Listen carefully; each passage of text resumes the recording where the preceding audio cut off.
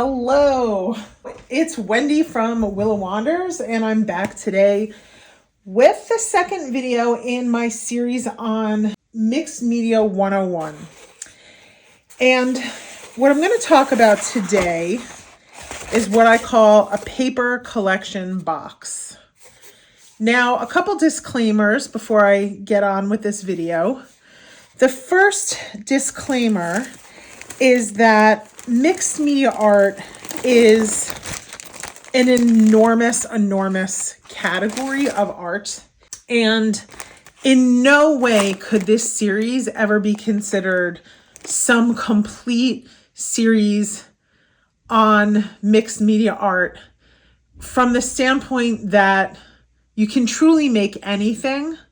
And what I tend to focus on is what I would call the category of mixed media collage art, meaning that I'm using a lot of paper. I'm also using other things, fabrics, found objects, but for the most part, the type of art that I've been making for the past 7 years centers around paper.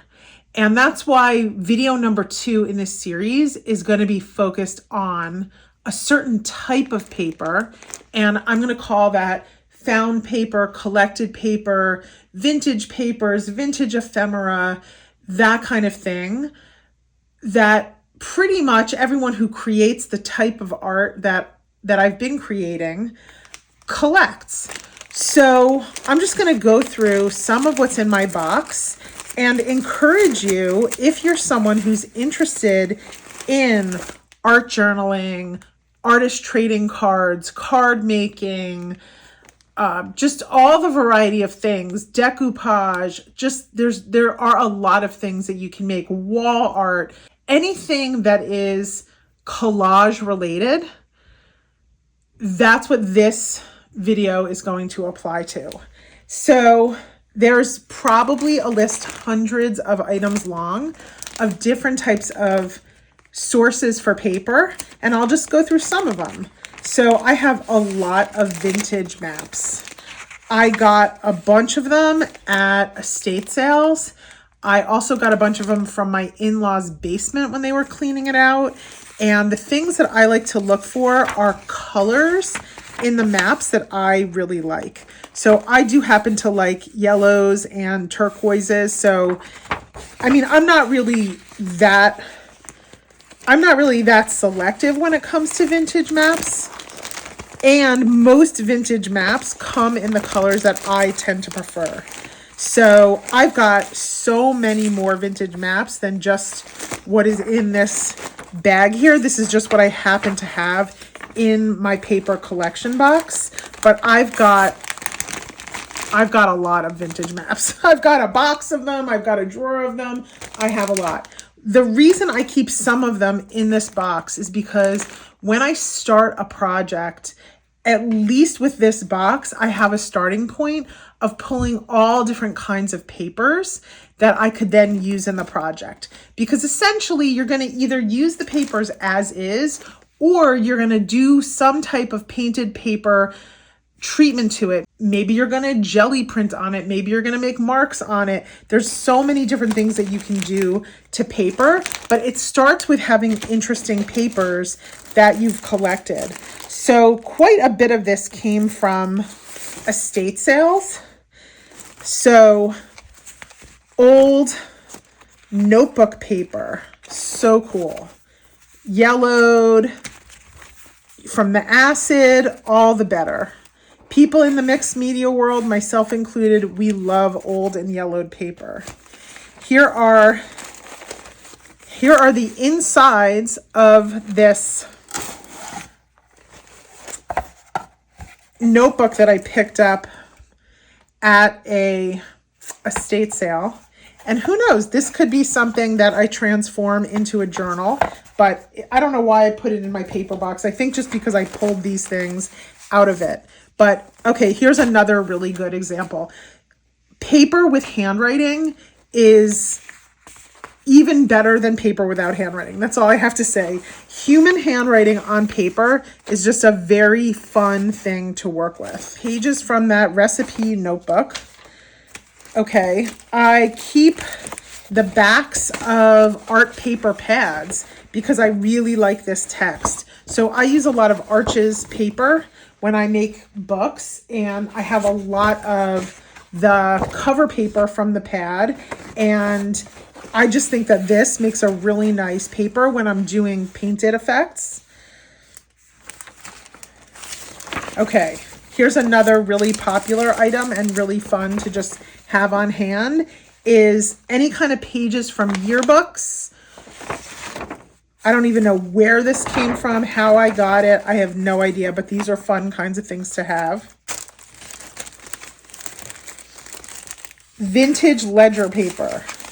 Okay, so vintage ledger paper, oftentimes with human handwriting, oftentimes beautiful scripts. These are premium papers for collectors of ephemera for your collection box. I was buying for a while a lot of stuff from an Instagram account, or I'm not really sure if it's only an Instagram account. Maybe it's an Etsy shop, Jubilee Flea, JubileeFlea.com. So jubileeflea.com. I'll have to look into whether or not she's still selling papers, but I got a lot of stuff from her. Okay, what's in this folder? Okay, so I've got all sorts of old book pages, pieces, parts of old book pages. I have a lot of old books. In fact, I even have a friend who was taking old children's books and converting them into really cool notebooks with fresh white paper in them. And she had a huge box full of all of the insides of all of the children's books. And she gave me the whole entire box. And these are just fun things. Like if you're doing jelly printing, it's just fun to print on here. Also found poetry. You can find all sorts of words in all of these books. Here's dictionary pages. Those are wonderful. And you can pick these things up at estate sales, at rummage shops, Goodwills, that kind of thing.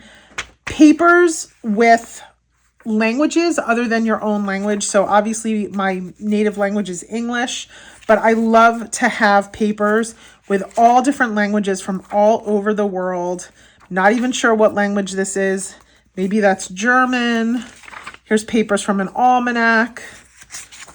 Don't know what that is. Yeah, that looks possibly like German. Almanac pages. Oh, shorthand. Oh my gosh, you can pick up old books full of shorthand. Oh, here's another one. I mean, I just get so excited. Things with equations and diagrams. So if you can get a hold of old textbooks, you don't have to have that many, okay, guys? Like, you don't use that much paper in any single project, so you don't have to have a library full of textbooks.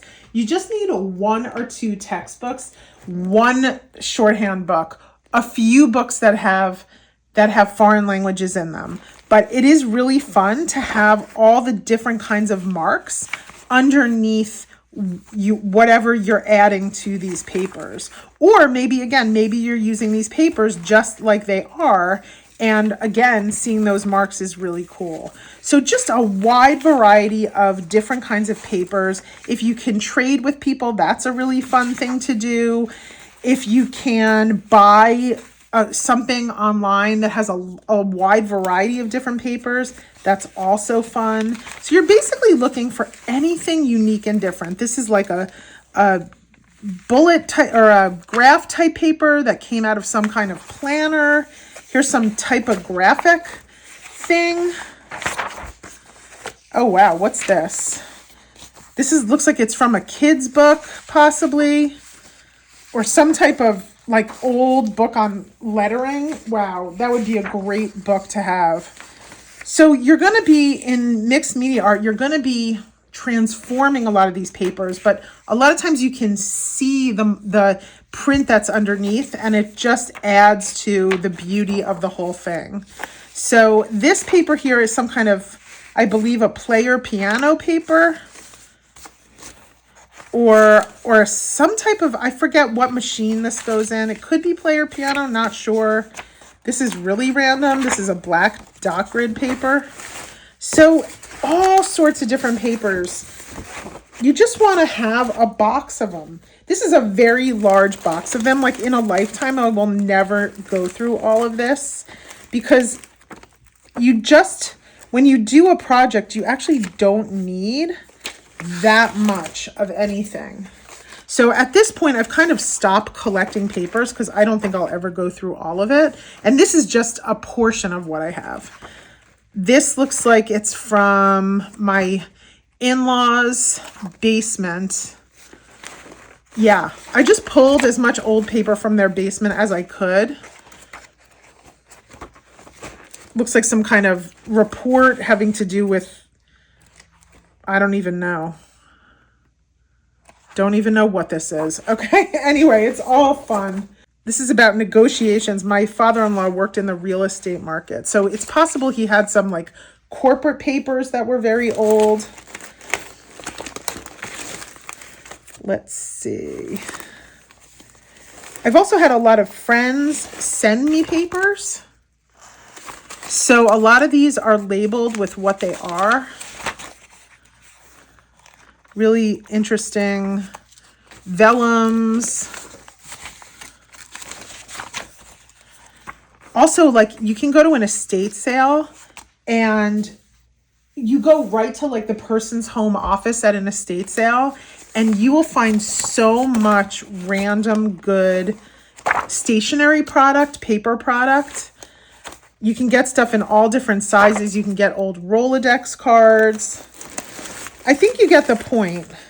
One of the things that I invested in was a lot of this onion skin paper, which is also typing paper. And I haven't actually used it much yet in projects, but I'd heard that people really liked it.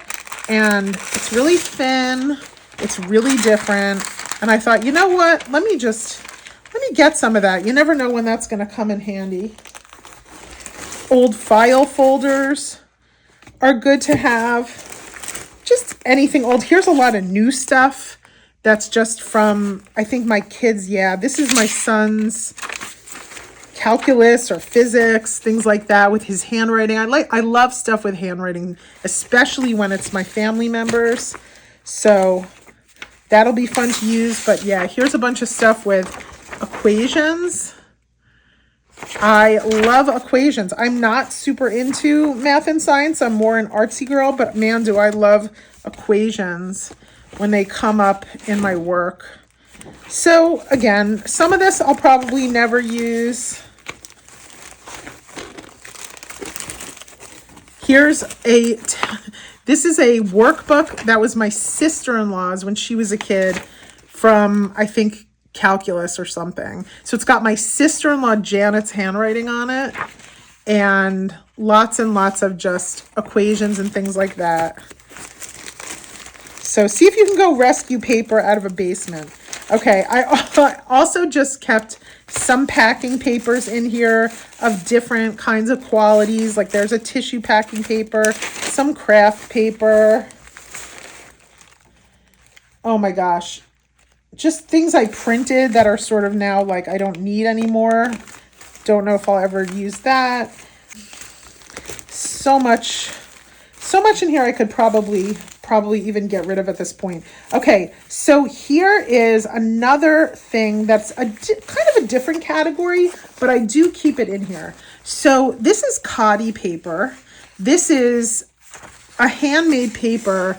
And there have been times where in doing a process, like when we were in Fodder School 2, we did a project with Liz at Book Art Studios where we were doing this really specialized paper transformation method that she uses. And I did actually want to use really nice paper. So I actually dug into my Cotty stash and I used Cotty paper and it came out really good. So sometimes you do use new paper in something like that. And here's more of that typewriter paper, the onion skin. Let's see, I've got a bunch of doilies. I bought these, I think, off Amazon pretty cheaply. You just never know when you're going to want to dye a doily. Let's see what's in here. Oh, all sorts of pages from vintage botanical books. So those are really nice. This is just a folder of really random stuff. Some ledger paper. Yeah, I've got so many different kinds of ledger papers. I actually found and invested in a massive amount of old ledgers, and I have enough ledger paper to last me a lifetime. I could probably stand to, if people come visit me, I will give them ledger paper to go home with. Coffee filters are a wondrous thing. Here is a flight record. This was just at an estate sale. Like this is the kind of good stuff when you go to an estate sale. People just have the most random old books and records and things like that. And this makes for really, really, really good collage fodder. Here's the entire inside of a student Bible with illustrations and Hebrew text. That's awesome. Oh, you can get this a lot at estate sales, is old sewing pattern paper. This is a beloved type of paper for using in mixed media art. And here's another thing. I think this is my mom's handwriting. So this is like one of those old fashioned phone books. Is that what you call them? Yeah. Where you put all your contacts by hand. So I have a lot of this stuff from my parents. So both the papers that have never been printed on, but also the ones with handwriting are really good to use as collage fodder. So again, I'm not the end-all be-all mixed media artist. I'm just here to share my experience, which does tend to focus pretty heavily on paper, although fabric is a big part of my work, and I do think will continue to be an even bigger part of my work sort of as I mature into this. But yeah, if you are interested in mixed media art, I say start hunting for paper. It's fun. It's fun to hunt for paper. This is from my in-laws' basement. It was a calendar from 1960. It's got my father-in-law's handwriting all over it, which I love. So this is just, to me, this is like one of the best parts of the whole process of being a mixed media artist is upcycling, using things that would be discarded, just enjoying things that would have otherwise been discarded. Anyway, there's just random stuff. Like this is a folder. It's an envelope from 1956. Also might have come from my father-in-law's basement. And you just never know when that's going to end up in a project. So yeah, it's just fun. Again, more just craft packing paper, all sorts of papers, plain papers, ruled papers, handwritten on papers, book papers, magazine papers. Oh, music, like old, oh, here's the, okay, sorry, I've got so many things going on. Old yellowed music books, like I have a ton of them. All the music pages with all the, I don't know, the compositions on them. Anyway, this is what all of my ledger paper looks like. They were banknotes from the 1910 approximately in Cleveland. I have, let's see, 1, 2, 3, 4, 5. I got 5 gigantic ledgers, each one being this big. These sheets are cut in half. And every page has someone's handwriting on them where they were keeping the records of all of the deposits into the bank by hand. So very, very cool. So, okay, so if you're interested in this kind of art, I would say start keeping your eyes open, see what you already have around the house, go to some estate sales, get started with this, your paper collection box. That is video number 2 in my Mixed Media 101 series. Hope you enjoyed it.